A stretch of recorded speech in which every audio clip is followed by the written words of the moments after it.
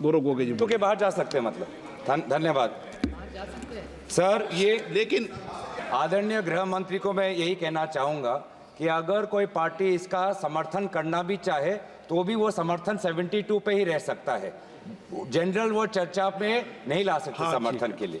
मैं सर ये दो जो कानून हैं, constitutional amendment 129 constitutional amendment act और the bill to further amend government of union territories act 63, national capital territories 91, Jammu Kashmir reorganisation act 2019, ये दोनों कानून संविधान और नागरिकों के वोट देने के जो उनकी संवैधानिक अधिकार है उस पर आक्रमण है और इसका हम पुरजोर विरोध करते हैं। विरोध का आधार ये है कि इस सबसे पहले 82(5) में चुनाव आयोग को जो यहाँ पे ताकत दी गई है कि चुनाव आयोग आज राष्ट्रपति को अपना एक निर्णय दे सकते हैं कि कब निर्वाचन हो सकता है।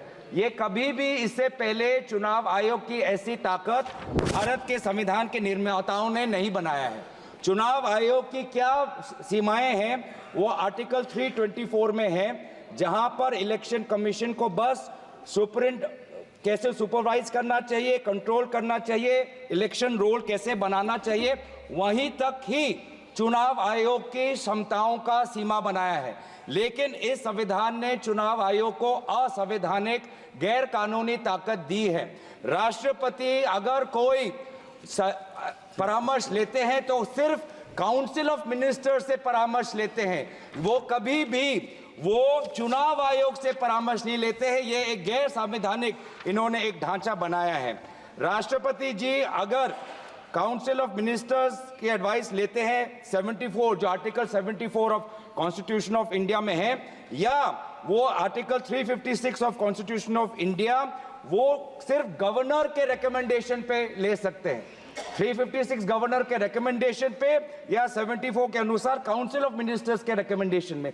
ये पहली बार ये एक ऐसा कानून लाए हैं कि राष्ट्रपति अब चुनाव आयोग के भी रिकमेंडेशन पर एक निर्णय ले सकते हैं। ये पूरी तरीके से इसका विरोध करते हैं। चुनाव आयोग में किस प्रकार से कमिश्नर्स नियुक्त होते हैं, नहीं होते, सुप्रीम कोर्ट की भूमिका रहती है, हटाई जाती है, उस पर हम बाद में चर्चा करेंगे। दूसरी बात यह है कि संविधान के बेसिक स्ट्रक्चर में एग्जीक्यूटिव, लेजिस्लेटिव और जुडिशरी के बीच में संतुलन हो, उसका भी विवरण है।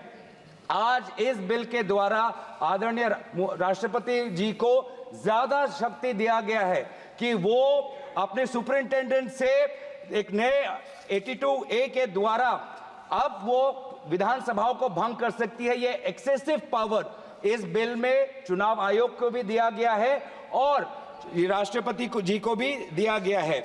और यहाँ पे जो मुद्दा उठाया है कि चुनाव आयोग का ये जो खर्च है कम करना चाहते हैं, चुनाव आयोग के खुद उन्होंने कबूल किया है कि 2014 के चुनाव आयोग में कितना पैसा खर्च हुआ, लगभग 3700 करोड़। ये 3700 करोड़ के लिए ऐसा एक गैर संवैधानिक कानून ये लाए हैं, ये पूरी तरीके से तथ्य के खिलाफ है। हम दोबारा कहना चाहते हैं कि संविधान और एक नागरिक जो आर्टिकल 14 जो उसको वोट देने का अधिकार देते हैं, वो जब वोट देता है तो हमारे संविधान में लिखा है कि जो 5 ईयर टर्म है, जो 5 ईयर टर्म है आर्टिकल 83(2) में हाउस ऑफ पीपल को और आर्टिकल 172(1) में जो 5 ईयर टर्म है उसके साथ खिलवाड़ नहीं कर सकते।